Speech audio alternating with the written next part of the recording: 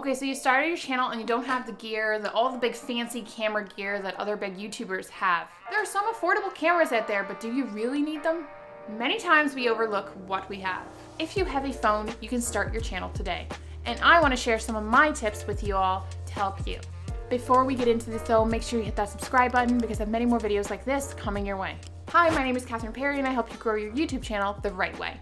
In this video, we're going to talk about how to start your YouTube channel with just your phone. I'm going to share some tips with you on how to use your phone and film like a pro. Just a side note here, I want to let you know that I have used my cell phone in the past for multiple things. I use it for filming my reels, I use it for filming TikToks. It does really well. I don't use it on my channel here because I do have a camera, so I'm going to use it. But I wanted to share with you my tips on how to use a phone if you don't have a camera option. So the first thing many people overlook is that you need to film horizontally. When you film like this, that's vertical, right? So you're going to get that vertical format. But if you just shift it like this, you're going to get that horizontal format. That's going to give you that 1920 by 1080 screen. It's also going to give you more room in editing. It also makes it look a little bit more professional because if you're doing it vertically, it just looks a little tacky. And especially if you're doing this for your YouTube channel and you want to take this to the next level. By doing this one thing, you've already taken your videos up a notch and made them that much more professional. Number 2 is lighting. Many phones will have basic exposure, or even the opposite. When it gets too dark, it looks pixelated. Even with the best phones, I'm going to admit it, even with the best phones. I have a Google Pixel 3 and sometimes it's just doesn't cut it. So most cameras on phones have the basic setup. So how do we alleviate this problem? First, let's talk about overexposure. The way to get rid of this is to have a light source moved further away from you. So if it's too close, it's going to make your face overexposed. If you have a window and it's in a set position, you have to move away from the window to not make it overexposed. You just have to look at the video, say to yourself, what's going on? Is the lighting okay in the background? Is my face okay? Then go from there. Same with the dark side. If, for example, it's dark at night and you're filming and you have this pixelated looking, grungy looking video, the best way to do this is to have a small little light on hand and actually purchase little pocket lights that can help you out here. Or there's even a ring light you can attach to your cell phone to brighten up your face a little bit. I'm gonna link all these things that I mentioned below so that you can check them out. They're all very affordable and small things that you can do just to take it up that much more. Now the options that I've used to brighten the space up is I use my window, and if it's a dull day, I have to have my light box. There are a few other options out there. You can get ring lights. A lot of beauty gurus use ring lights. These little things will just help make it that much more professional. Number 3 is look at the camera lens. Big mistake that people do is they look away from the camera or they're looking around the room and they're not focusing in on the camera lens. So when it comes to the camera lens, it's at the top. But when you're in this horizontal format, it's a little harder and a little more distracting because you're trying to look at yourself, right? What you need to do is turn it away from yourself, the screen away from yourself, so you're not focusing in on the screen itself. Plus, the camera on the back is usually always a little bit better. So sometimes with this option though, is that it's hard to know if you are in frame. I'm gonna give you some information in the later tip that will help alleviate this. So what I'm trying to say is make sure you make eye contact with the audience and you're not looking like you're distracted. This is key to getting people interested in your videos, like they feel like you're actually talking to them. Number 4 is backup storage. So many times with your cell phone, you're using it for pictures, you're recording something throughout the day, and you have all this information going into your phone. You don't have enough storage for your actual videos. My biggest recommendation is that you actually have a backup storage. So I use Google Drive, you can use Dropbox, you can use iCloud. All of those options are really good. So what you do is you take all that stuff that's important to you, put it on the backup storage, and then that way you have space for your videos. Same goes with your videos, make sure you back them up and then you can delete them if you don't have enough space. That way you can continually film and not worry and stress about the space. Many don't think about this part. It's one of those things where you just don't think about, you don't think about the storage aspect. But when talking to people, this is one thing that deters people from actually filming and being consistent on YouTube, is that they don't have enough space on their cell phone. Number 5 is charged and ready to go. You need to have your phone charged and ready to go, and sometimes we don't even think about this part either because we use our cell phones all day long and we're just chatting away and then we have to film. But oh no, you have used all the battery life. Get a portable charging battery. That's what I used when I was out filming for weddings and such in the past. I would always have this on hand so that I make sure that my phone's always charged and ready to go. Because hey, I needed Google Maps a lot because I get lost for some reason. I just don't have a sense of direction.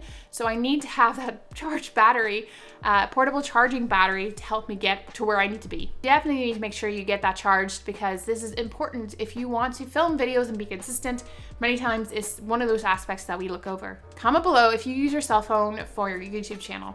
What are some of the things that you did to help improve the quality of your filming? Number 6 is audio. The cell phones, they've worked a little more on the video and photography aspect, but the audio, it is what it is. Free option is to go into a smaller room and have more things in there so it's not as echoey. This reduces the bouncing around the room. You can also purchase small mics for your phone, and I will link them below as well so you can check them out. Some of my recommendations for you all. By doing this, you're increasing the audio a little bit better, and that makes people that are watching not cringe as much because the audio is an aspect that people tend to look at more whenever you are on YouTube. I know Annie DeBay mentioned in a few of her videos that she improved the quality of her audio because, you know, there's some people that were saying your audio's a little off, maybe you can work on that, and so she improved on her channel. Now that was for her camera and her overall environment, but maybe you have a phone and you just want to improve it that little bit much more.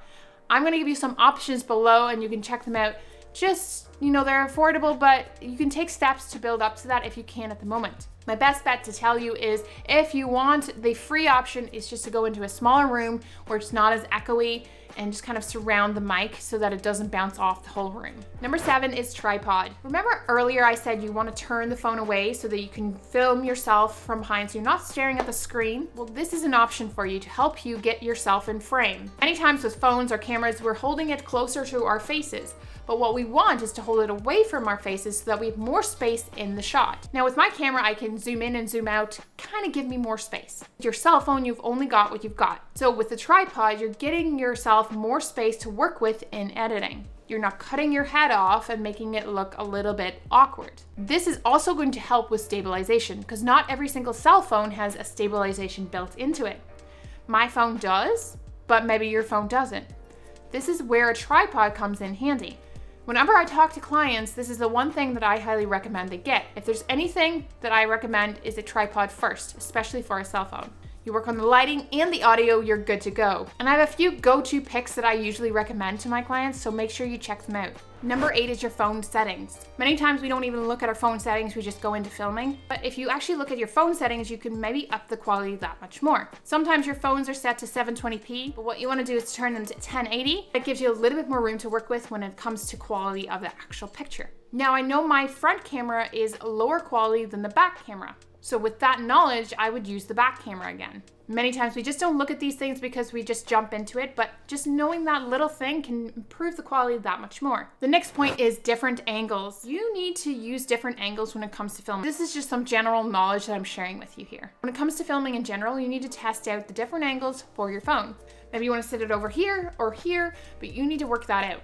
Sometimes you need to find the style of editing as well, so maybe trying out different angles will help with your filming process. This also helps with lighting, audio, you know, it gives you different options, but choosing to do different angles will help improve the quality and make it a little bit more professional. This is a general video one-on-one tip that I'm giving, so you can use this for your cell phone and for your camera. And the big one here is number 10, turn off your notifications. My goodness. You know how many times people filming and then you're just getting into it and then, okay, there's notifications coming. I'm getting distracted. Oh, wow. Oh, look who, yeah.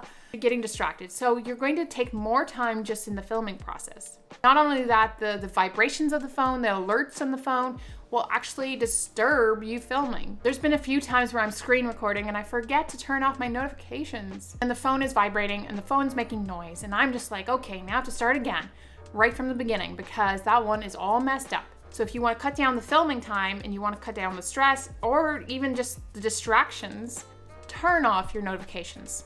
So there you have it, my basic go-to tips on how to take your channel up a notch, take your professional filming with your camera up a notch. So I've set up a playlist just with basic YouTube tips and you can check that out right now after this video. It's going to give you a lot more tips when it comes to starting your YouTube channel aside from just using your cell phone. It's going to help you grow the right way. So make sure you check that out. And as always, guys, don't forget to create adventure and live to inspire. Have a good one.